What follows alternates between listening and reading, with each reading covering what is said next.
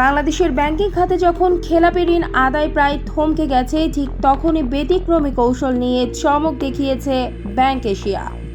আওয়ামী লীগ সরকারের পতনের পর দেশের অর্থনৈতিক পরিস্থিতি হয়ে ওঠে প্রতিকূল। এর প্রভাব পড়ে ব্যাংক খাতেও। প্রভাবশালী অনেক বড় গ্রাহক ঋণ পরিশোধ বন্ধ করে দেন, কেউ আবার সামান্য অর্থ জমা দিয়ে দীর্ঘমেয়াদী পুনঃতফসিলের আবেদন করেন। কিন্তু ব্যাংক এশিয়া এই প্রচলিত পথ থেকে সরে আসে। তারা ঋণ পুনঃতফসিলের জোর দেয় বাস্তব নগদ প্রবাহ বিশ্লেষণ, ঋণ ইকুইটি অনুপাত মূল্যায়ন, নতুন মূলধন সংযোজন এবং জামানত বৃদ্ধির উপর। শুরুতে এতে খেলাপি ঋণ বেড়ে 2025 সালের মাঝামাঝিতে 19% পৌঁছায়, তবে বছরের শেষে তা কমে 5%-এর নিচে নেমে আসে। শুধু কাগজের সমাধান নয়, ব্যাংক এশিয়া নেয় বাস্তবমুখী পদক্ষেপ। তারা গ্রাহকদের ব্যবসা বিক্রিতে সহায়তা করে, ইচ্ছাকৃত খেলাপিদের বিরুদ্ধে ফৌজদারি মামলা করে, এমনকি ভ্রমণ নিষেধাজ্ঞাও জারি করে। বন্ধকি সম্পদের পাশাপাশি উদ্যোক্তাদের ব্যক্তিগত সম্পদ ও শেয়ার বাজেয়াপ্ত করার মতো কঠোর পদক্ষেপও নেয়। এর ফলও আসে দ্রুত। 2025 সালে ব্যাংকটি 1913 কোটি টাকার পরিচালন মুনাফা করে।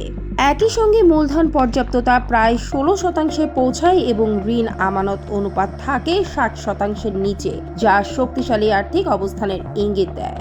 কিছু বড় গ্রাহকের ক্ষেত্রে ব্যাংক এশিয়া সরাসরি ব্যবসা পুনর্গঠনের ভূমিকা রাখে। মালিকানা পরিবর্তন, নতুন বিনিয়োগ, যন্ত্রপাতি আধুনিকীকরণ, এসব উদ্যোগের ফলে বন্ধ হয়ে যাওয়া কারখানাও আবার সচল হয় এবং ঋণ পরিশোধ শুরু করে নিয়মিতভাবে। আর ইচ্ছাকৃত খেলাপিদের ক্ষেত্রে ছিল জিরো টলারেন্স। ফৌজদারি মামলা, সম্পদ ক্রোক, এমনকি দেশের ইতিহাসে প্রথমবারের মতো একটি ব্যাংকের প্রধান কার্যালয় ক্রোকের আদেশ। এসব পদক্ষেপ ঋণ আদায়ের নতুন দৃষ্টান্ত তৈরি করেছে।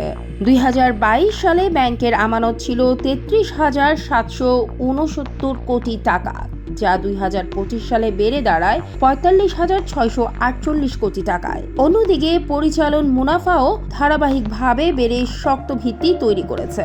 ব্যাংক এশিয়ার এই কৌশল দেখিয়ে দিয়েছে শুধু কাগজে পুনঃতফসিল নয়, বাস্তবমুখী পদক্ষেপ এবং কঠোর অবস্থানই পারে খেলাপি ঋণ নিয়ন্ত্রণে আনতে। এমন কৌশলগত পদক্ষেপে প্রশ্ন উঠেছে, বাংলাদেশের অন্যান্য ব্যাংকগুলো কি এই বাস্তব ভিত্তিক ও কঠোর কৌশল গ্রহণ করলে দেশের খেলাপি ঋণের সংকট সত্যিই কমে আসবে?